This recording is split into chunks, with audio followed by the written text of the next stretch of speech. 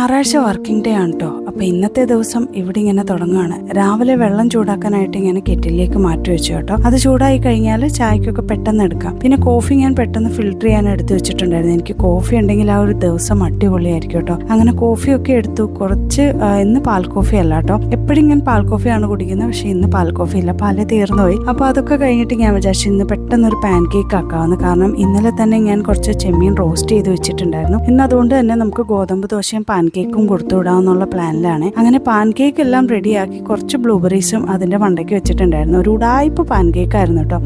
പിന്നെ അതെല്ലാം കൊടുത്തു വിട്ട് കഴിഞ്ഞ് കുട്ടികൾക്കും എനിക്കും കഴിക്കാനുള്ള ദോശയെല്ലാം സെറ്റാക്കി.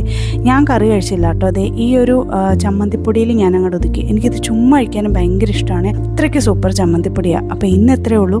എൻ്റെ വീഡിയോസൊക്കെ ഇഷ്ടപ്പെടുന്നവരുണ്ടെങ്കിൽ എല്ലാവരും ഒന്ന് സപ്പോർട്ട് ചെയ്യാൻ മറക്കണ്ട കേട്ടോ. ഒരുപാട് കമൻറ്റ് നേരത്തേലും എനിക്ക് കിട്ടാറുണ്ട്. അത് കാണുമ്പോൾ ഒരുപാട് സന്തോഷമുണ്ട്. കാരണം ഇത്രയും ആൾക്കാർ എന്നെ സപ്പോർട്ട് ചെയ്യുന്നുണ്ടെന്ന് അറിഞ്ഞതിൽ.